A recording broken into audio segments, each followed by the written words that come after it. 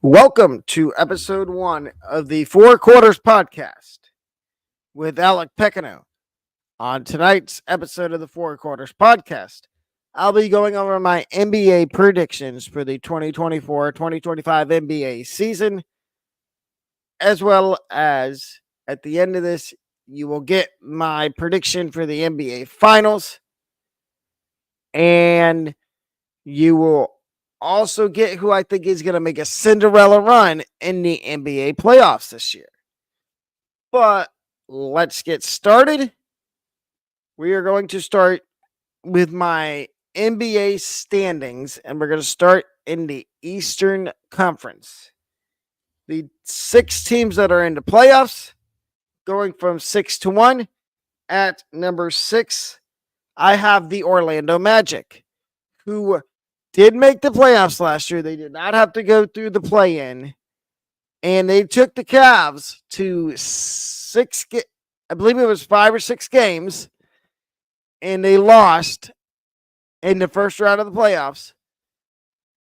But they return everybody from last year's team, and they will have a healthy Jonathan Isaac, who hopefully can stay healthy the entire season. And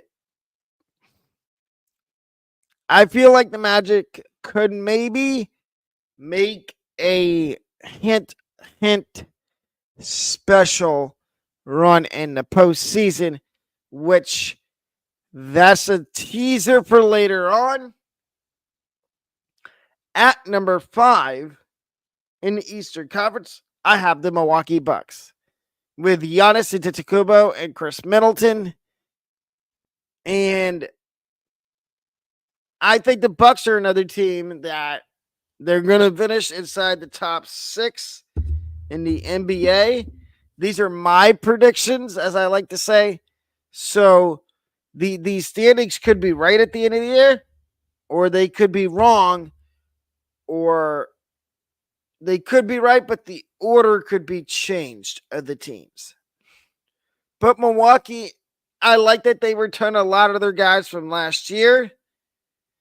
And I think that they'll make a deep run in the playoffs. Did I have them making the...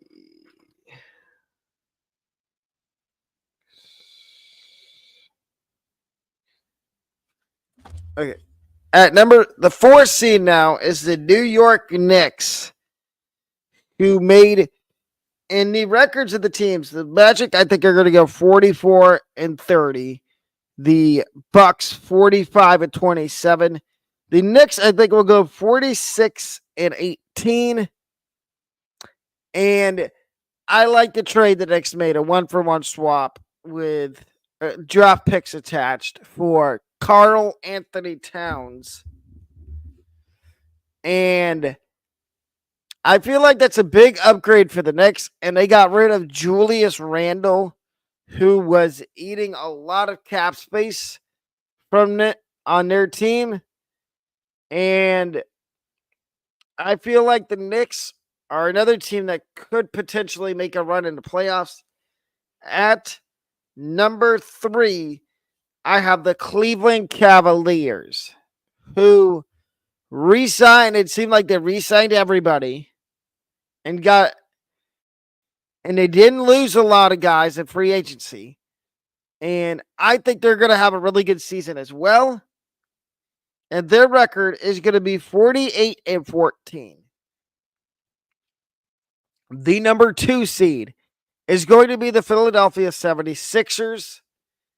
And I believe they're going to go 54-20.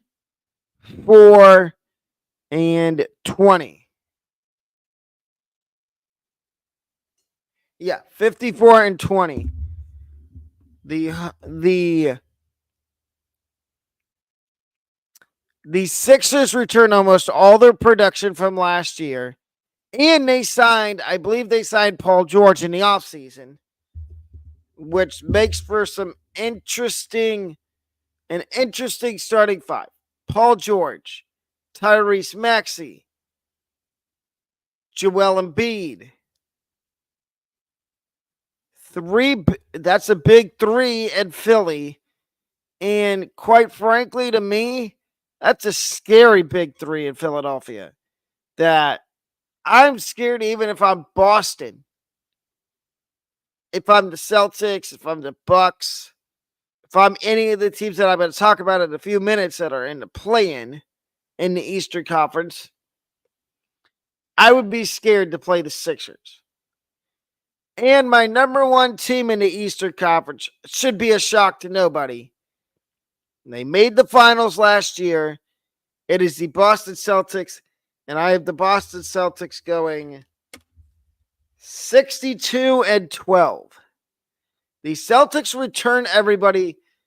They will be, though, to start the season, they will be without Kristaps Porzingis until December, as he had surgery in the offseason.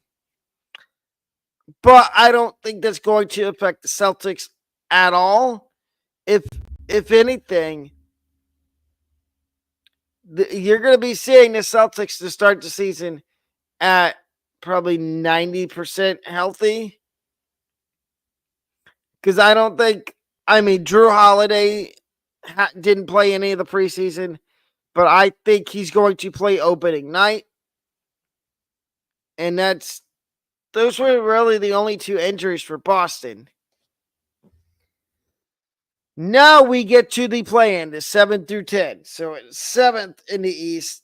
As a surprise to everyone, probably. No one, probably. I have the Atlanta Hawks going 38-27. 38-27. They made quite a move in the offseason here. Getting rid of DeJounte Murray after one season. I don't get it. But I think it's because they realized that backcourt of Trae Young and DeJounte Murray was not going to work.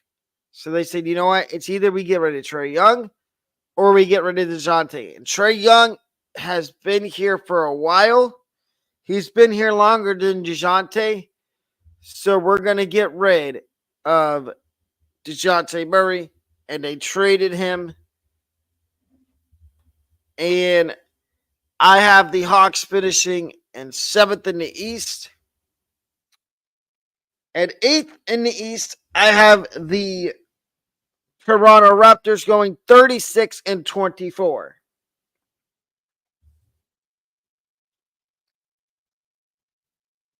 Yeah, 36-24. The key here is that Scotty Barnes, Emmanuel Quickley, they all need to stay healthy the whole season in order for the Raptors to make the playoffs. And I think if they do, you might see an MVP season out of Scotty Barnes. But that's another thing you'll get later in the show, is my awards predictions as well for the NBA. But so the 9th seed is going to be the Indiana Pacers, who I have going 35-22. Yes, I know they were a higher seed last year. I think the East is going to be very competitive this year. And I do think the Pacers make the playoffs, but it's going to be as a play-in team with the opportunity to get in after going through the play-in.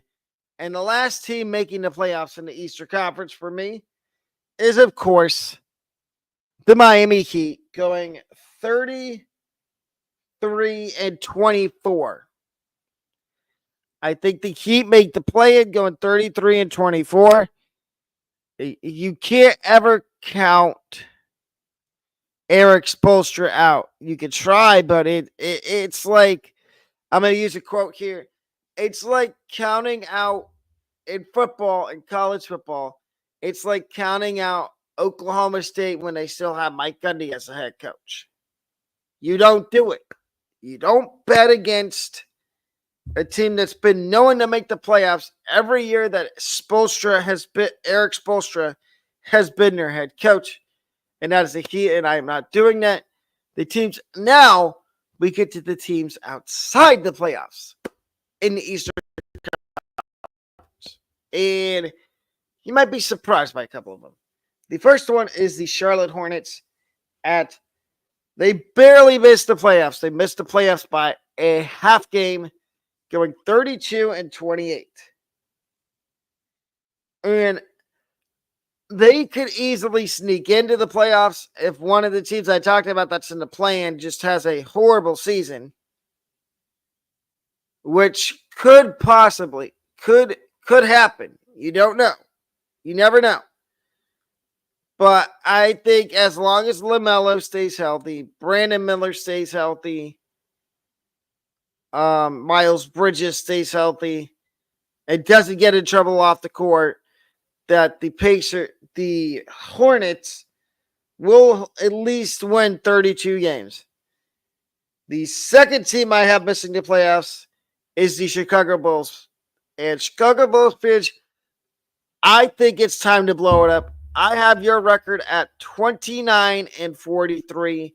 I think it's time to get rid of LaVine, Lonzo Ball, because I don't think Lonzo's playing this year at all. I think he's going to be out the entire season. I think. And then Nick Vucevic. I miss Nikola Vucevic in Orlando, but I'm glad we don't have him anymore. Thanks, Chicago, for Wendell Carter. I'll take it. And all the draft picks you gave us. Because it brought us Franz Wagner and a bunch of other guys. But I think it's time for the Bulls to blow it up, get rid of some of their veterans at the deadline, and restart. The next team I have out of the playoffs, and unfortunately for the fourth year in a row, it is the Detroit Pistons. And I have them going 26-54. Yes, I do think they win over 20 games this year because I think Cade Cunningham will stay healthy the entire season. And same with Jaden Ivey, which, teaser, he is in one of the awards that he's in one of my awards predictions that I'll be going over later on. But I do think the Pistons still have a few veterans that they could trade at the deadline. But they're maybe 1 or 2 years away from actually competing. At the second to last team I have outside of the playoffs is the Washington Wizards. And I don't think they have a direction yet, but I have them going 19-59, which is going to be good for a top 10 pick, which they need because they need to keep building up their future. And I just don't see the Wizards being in the play-in or being in the top 6. I see them being in the bottom of the Eastern Conference. And then in last place in the East, I have the Brooklyn Nets going. Brooklyn Nets fans, close your ears for a second. I have y'all going 14-64. Yes, I said it. 14-64. Now we get to the Western Conference. And we're going to do the same thing with the West. We're going to go 6-1, and then we're going to go 7-10, and then we're going to go the teams that I have missing the playoffs. So in 6th place in the Western Conference, finishing with a record of 44-34, I have the Memphis Grizzlies. Now, this is all dependent on if Ja Morant can stay out of trouble for the entire season. If he can, then I think they have the potential to be one of the top 6 seeds in the Western Conference. At number 5 in the Western Conference, I have the Oklahoma City Thunder going 48-27. And the scary thing is, people don't realize that even with a good record like that, they could still get the first overall pick in the draft from all the genius moves Sam Presti, their GM has made. So they could easily get a Cooper Flagg, an Ace Bailey, a Aaron Bradshaw. They could easily get one of those 3 guys in the draft because they could potentially have a top 5 pick from one of the other trades that Sam Presti's made back a couple years ago.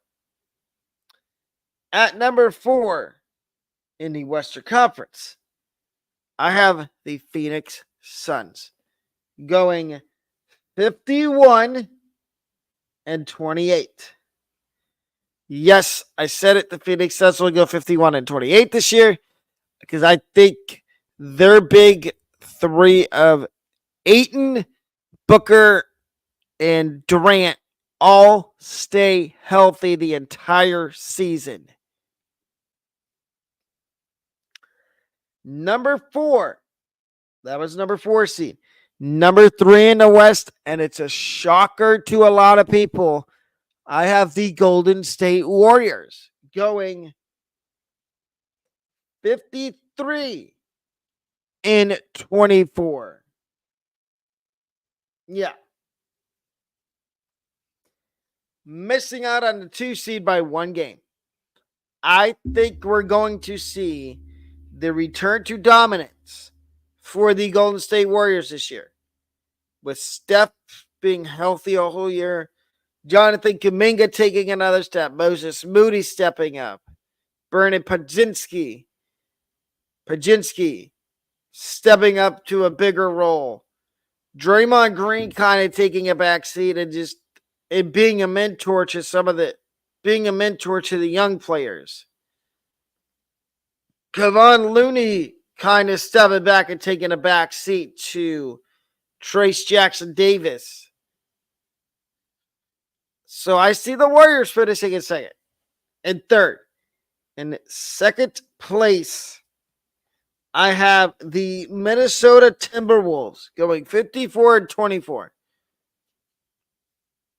If you were going to tell me that the Timberwolves were going to trade Karl Anthony Towns to the Knicks for Julius Randle before the offseason, I would have told you were bonkers, that you were crazy. But it happened, so here we are, and I think that's a big get for the Timberwolves, is trading for and acquiring the services of Julius Randle. And at number 1 in the Western Conference, I have the Denver Nuggets going 59-14. Do I need to say anything? Probably not, because you got you got Jokic, you got Aaron Gordon, Jamal Murray, and one of the best coaches in the NBA, and Michael Malone. And so now the play-in the West. In the 7th seed, I have the LA Lakers going 41-32. Yes, I think the Lakers sneak in as a play-in team in the playoffs with LeBron and his son and a healthy, keyword, healthy Anthony Davis. He stays healthy the entire season. In 8th, the second play-in team, I have the Sacramento Kings going 39-24.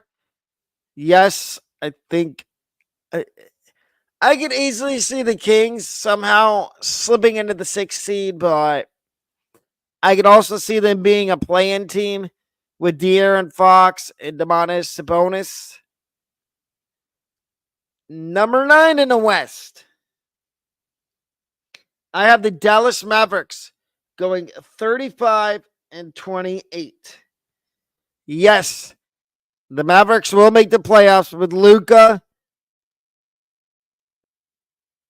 and Kyrie. And I don't think it's a question at all. And the fact that they have Jason Kidd, I think that the Mavericks might make a run in the playoffs. And the last team I have making the play-in the West, the San Antonio Spurs going 33-26. Yes, I have them in over the Rockets. And because I think Wemby's going to take another step forward at his development, and the Spurs will make the playoffs. Now, here are the teams outside the playoffs in the Western Conference. First, just barely missing out, is the Portland Trailblazers going 30-42. I think the Trailblazers are going to make a very big improvement this year in their win total from last year. Because I think all their core guys are going to somehow stay healthy the entire season. At 12th in the Western Conference, going 29-44, I have the Houston Rockets. I think the Rockets are 1 year away from being serious playoff contenders in the Western Conference. They need to figure out what they're going to do with Jalen Green, Alperen Sengun, if they're going to give both of them their rookie max extension, which that deadline is tomorrow afternoon. And believe me, if anything happens on episode 2 of the Four Quarters podcast, which is going to be Wednesday, if they do get a rookie max extension, I will talk about it on episode number 2. But finishing 13th in the Western Conference, I have the New Orleans Pelicans. And I have them going 28-49. Now, they could easily make the playoffs. The question on everybody's mind should be, can Zion Williamson stay healthy for a whole year? And 2, can Brandon Ingram stay healthy a whole season? Because if they're on the court for a whole season, look out, the Pelicans could be dangerous. But if one or both of them are out, then it's a whole different story. Finishing 14th in the West, I have the Utah Jazz. They are still in a rebuild. I know that they almost snuck into the play-in last year. I think they're at least one more draft away / free agency away from being contenders. And I have the Utah Jazz going 26-52. Again, these are predictions. Could I be right? Yes. Could I be wrong? Also, yes. And finishing last in the Western Conference, unfortunately, with a record of 21-59, is the Los Angeles Clippers. If you didn't hear the news, Kawhi Leonard is out indefinitely with an injury, which means the Clippers are going to be without Kawhi for a whole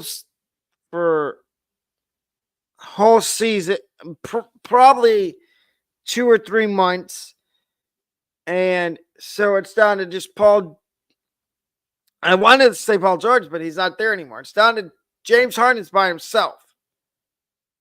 And I think James Harden is still on the Clippers. Wherever James Harden is, if he's still on the Clippers, it's just down to him because Kawhi's out. And I understand the Clippers are opening a new arena. but still doesn't give me confidence that they will be competitive at all in the West.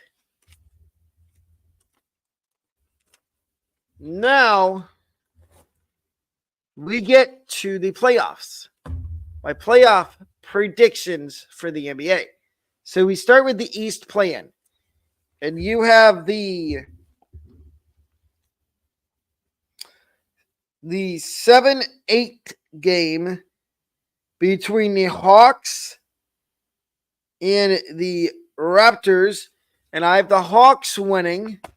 So the Raptors will move on. And the 9-10 game is the Heat and the Pacers. I have the Heat beating the Pacers in the 9-10 game. So that means the battle for the 8th seed is between the Heat and the Raptors. And in a shocker, I have the Raptors beating the Heat to make it and be the 8th seed. So the first round matchups are the Raptors and the Celtics, the Sixers and the Hawks, the Magic and the Cavs, and the Bucks and the Knicks. So we're going to start with the Celtics and the Raptors. The Celtics will sweep the Toronto Raptors in 4 games to move on to the second round. No explanation really needed there. The Sixers will beat the Hawks in 6 games. And then my only upset in the first round. Actually, wait.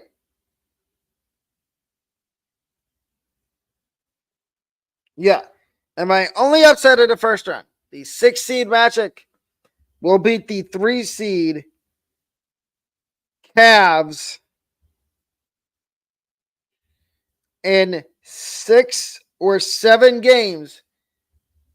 The Magic will win the series in 6 or 7 games and move on to the second round, where they will play the New York Knicks, who take down the 5 seed Milwaukee Bucks in 6 games. So the Eastern Conference second round is the 1 seed Boston Celtics, the 2 seed Philadelphia 76ers. And I've got the Celtics in 6 games taking down the Sixers. And then in a shocker in the other one, I have the 6-seeded Orlando Magic beating the New York Knicks in 6 games. So the Eastern Conference final is the 6-seed Orlando Magic and the 1-seed Boston Celtics. Unfortunately, this is where I have the Magic Cinderella run ending, and the Celtics will be moving on to the NBA Finals as they take down the Magic in 6 games. Now we get to the Western Conference playoffs. The West play-in. I have the 7-seed Lakers and the 8th-seed Kings. And I have the 7-seeded Lakers winning to knock out to move on and take on. So the Lakers will take on the T-Wolves in the first round. And in the 8-10 matchup, I have the Spurs. Well, the 9-10 matchup is the Mavericks and the Spurs. And I have the Spurs winning that. And so the Spurs would go on to play the Kings in the battle for the 8th seed. And of course, I think the San Antonio Spurs will take that and move on to the first round. So the first round matchups are then set. It is the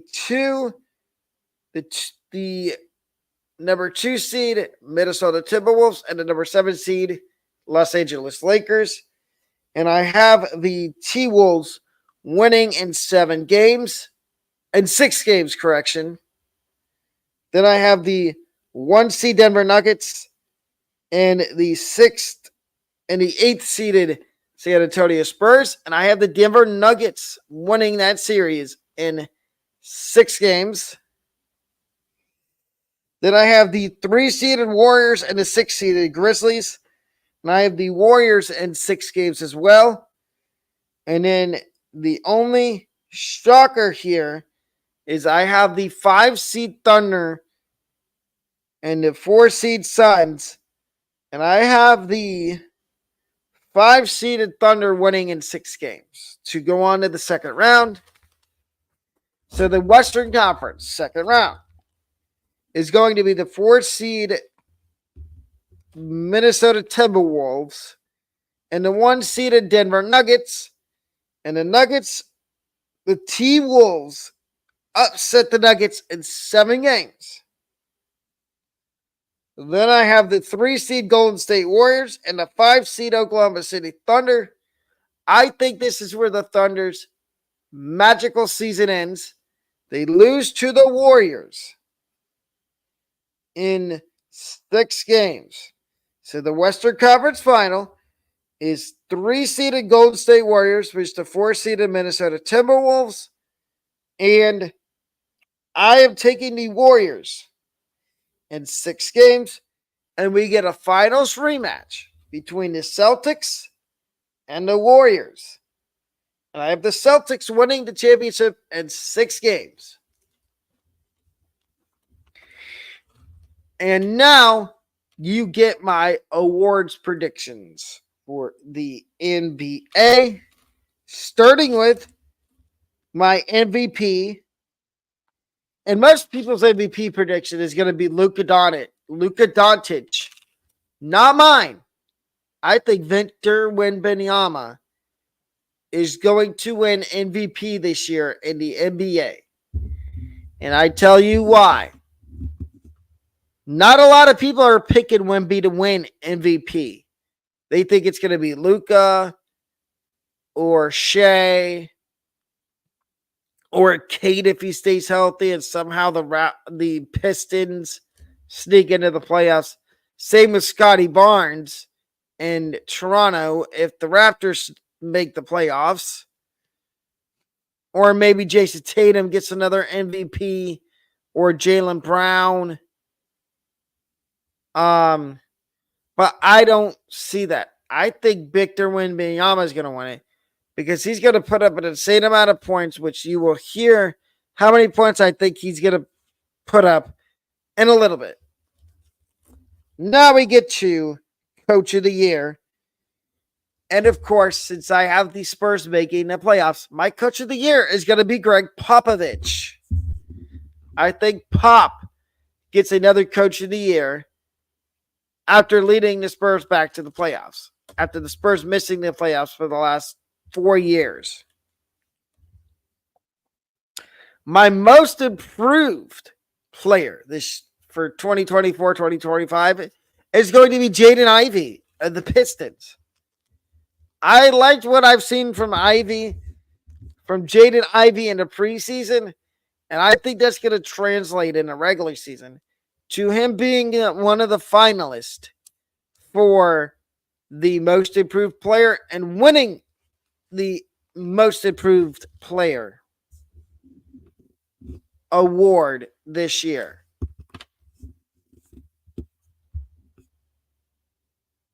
My comeback player of the year is LaMelo Ball for the Hornets, who was out injured almost all last season, and he's coming back this year.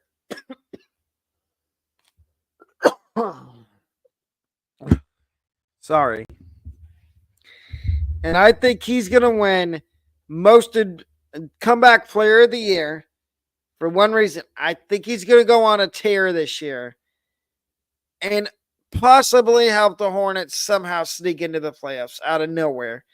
And that's going to make the prediction I made earlier look bad.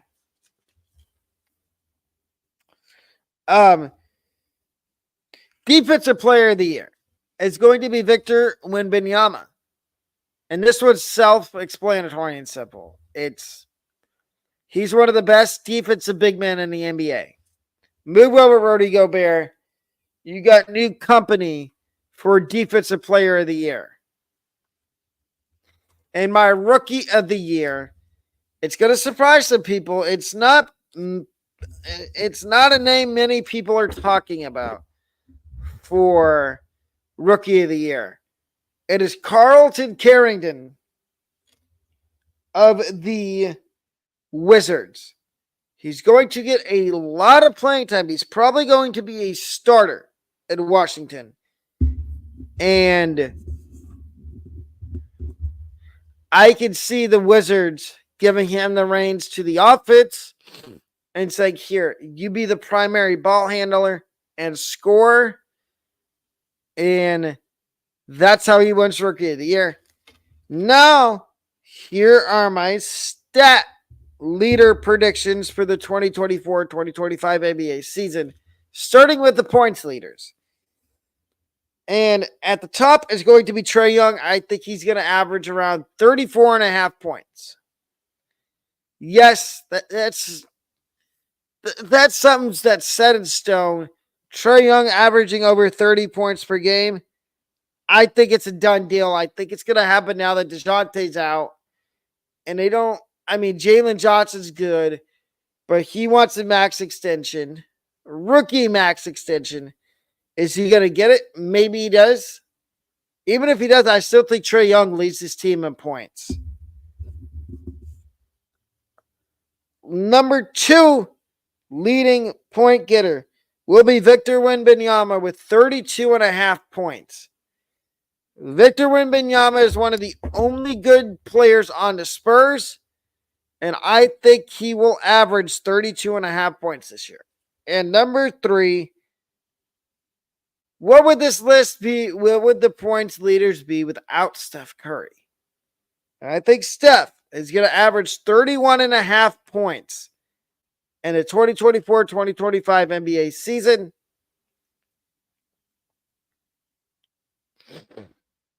Now we get to my rebound leaders. And number 1 is going to be Victor Wembanyama of the Spurs, averaging 11.5 rebounds per game. All Wembanyama has to do is stick his hand up and pull down a rebound, and it counts as 1 rebound. He has the wingspan of a gorilla, which is a big wingspan, and he has long arms like a monkey. He will pull down a lot of rebounds. I think it's safe to say he will lead the league in rebounds. Number 2 leading rebounder in the NBA. What would this list be without LeBron James? 10.5 rebounds per game. He's almost a shoo-in to get at least 10 rebounds per game. It's LeBron. And you can't leave him off a list like this. And number 1 is Franz Wagner of the Magic with 8.5 rebounds per game. Yes, I had to get a Magic player on here since I think they're going to have a good season. 8.5 rebounds, I don't think that's too much to ask for Franz. He's been known to be a really good rebounder, and I can see him getting 8.5 rebounds easily. And now you go to your assist leaders. And this is where it gets juicy. This is where it gets real spicy. My number 3 assist leader in the NBA for 2024-2025 is Jaden Ivey of the Pistons with 11.5 assists per game. I just have that sneaky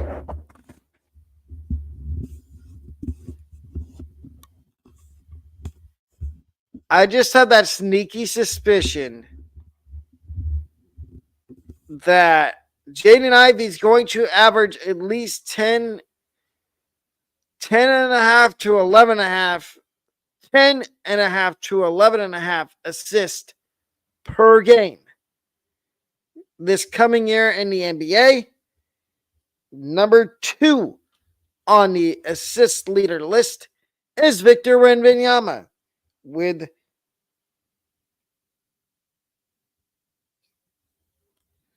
12.5 assists. I think Wembanyama will be around second or third in the league in assists as well as rebounds. Perfect evidence here. 12.5 assists per game. He will be assisting on a lot of baskets too, as well as putting in a lot of points. And number 1 in the NBA for my 2024-2025 assist leaders is Ice Trae. Trae Young with 14 assists per game. Yes, I know that might be an outrageous number of assists, but I think it can happen with Trae Young. We've seen his assist-making ability before they got DeJounte Murray and when they had DeJounte Murray, and now it's back to just Trae Young again. He doesn't have to worry about having another point guard breathing down his neck. And I think we get back to seeing the old Trae Young. And I'll give you a sleeper for assist leaders. Watch out for Orlando Magic power forward Paolo Banchero to maybe be a dark horse to be in the top 5 in the league in assist. But that is going to wrap up episode 1 of the Four Quarters podcast. I will see you with episode 2 of the Four Quarters podcast Wednesday. But tomorrow we have episode 8 and 9 of the Pro Football Podcast and episode 122 of the Fourth and Long podcast. I will see you with those. The episode 8 of the Pro Football Podcast is at 10 a.m. tomorrow morning, and episode 9 is at 10 p.m. No. Don't quote me on this. I might be wrong. It's an episode at 10, 12, and 10. So 10 a.m., 12 p.m., and 10 p.m. Oh, no. So it's one episode. It is the first episode. Tomorrow night at 10 p.m. is the first episode of the College Basketball Podcast for the 2024-2025 college basketball season. And it is a conference preview for the SEC and the Big Ten, as well as my preseason top 25 for college basketball. That's at 10 p.m. At 10 a.m. tomorrow is... no, why do I keep messing this up? Episode 122 of the Fourth and Long podcast is tomorrow night at 10 p.m. Tomorrow at 10 a.m. is the... Let me see something here. I know I'm still here.